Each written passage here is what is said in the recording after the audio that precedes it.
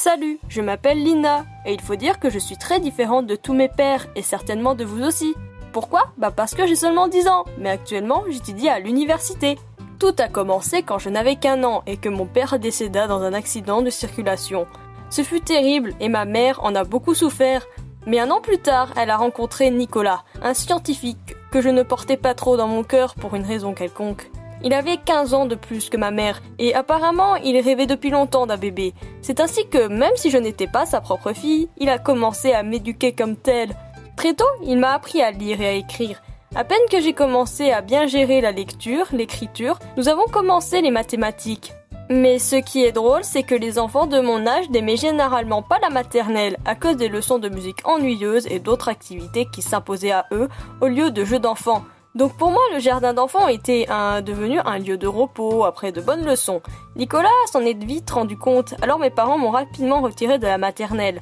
Il se trouve qu'en 4 ans et demi, j'avais déjà des facultés à lire, écrire et compter. Pendant longtemps, les écoles ne voulaient pas valider mon inscription, mais après avoir découvert mes capacités, les responsables d'établissement étaient terriblement surpris. Ainsi, je fus inscrite à l'école le plus tôt que les autres enfants de mon âge. Cependant, j'étais dans une école privée, car l'inscription dans une école publique était impossible. Comme tout m'était facile, il faut dire que je n'avais pas de difficultés au CP. Tout ce que nous apprenait, je le savais déjà et je m'ennuyais à vrai dire. Mes camarades de classe ont rapidement décidé que j'étais une sorte de mannequin dont on ne s'occupait pas. N'étant pas satisfait de la situation, Nicolas a dû discuter en ma présence avec le directeur, prouvant que je n'avais pas ma place en CP. Ensuite, le directeur m'a proposé plusieurs tests de différentes classes. Ainsi, j'ai passé du CP au CM1. Cependant, le directeur a quand même insisté pour que je sois transféré au CE2, car selon lui, l'enfant que j'étais aurait trop de problèmes avec le nouveau groupe.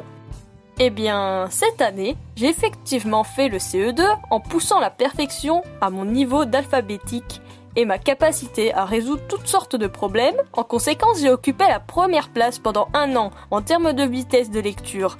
L'année suivante, j'étais au CM1, comme prévu. Beaucoup de mes matières scientifiques sont alors apparues, ce qui augmenta mes charges, mais j'étais très intéressée par tout cela. Ainsi, il m'a fallu que la moitié de l'année scolaire pour apprendre tout le programme.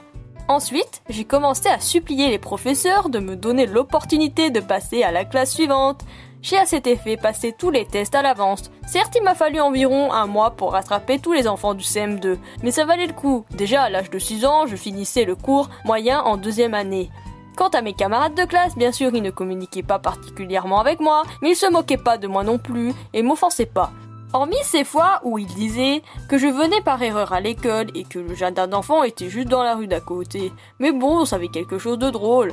L'année suivante, j'ai également réussi à terminer 2 classes, la 6e et la 5e, et c'est là qu'apparut tout le plaisir d'étudier.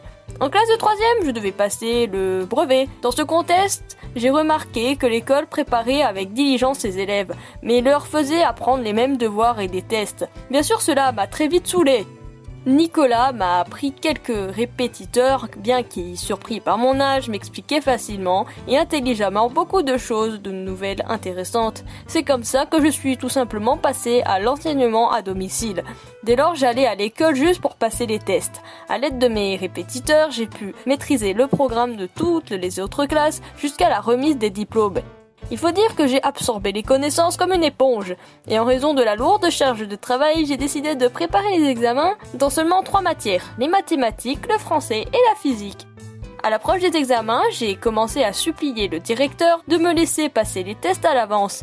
Il n'était pas contre car j'étais une élève dont la capacité est bénéfique pour la réputation de cette école privée. Ainsi avec Nicolas, nous avons rempli tous les documents nécessaires. Tant qu'à ma mère, elle ne pouvait que m'admirer, soulignant constamment à quel point elle avait de la chance de m'avoir. Nicolas a cru en moi et m'a pleinement soutenue. Il ne cessait de me répéter que j'étais capable de plus.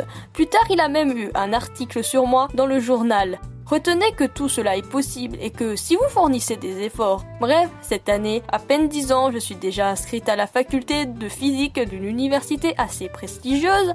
À l'université, les gars étaient assez surpris et me traitaient avec une extrême prudence. Mais bon, cela se comprend car après tout, j'ai 8 ans de moins qu'eux dans leur majorité. Et d'autres étaient bien plus âgés que moi, mais étonnamment, nous avons rapidement réussi à trouver un langage commun, car tous mes camarades étaient intéressés par la façon dont j'ai réussi à entrer à l'université. Je leur ai raconté mon histoire. Bref, plusieurs fois ils ont commencé à m'évaluer par l'esprit et non par l'âge. Bref, chers amis, croyez en vos rêves et réussissez. Likez et abonnez-vous à la chaîne si mon histoire vous a plu. Merci d'avoir regardé.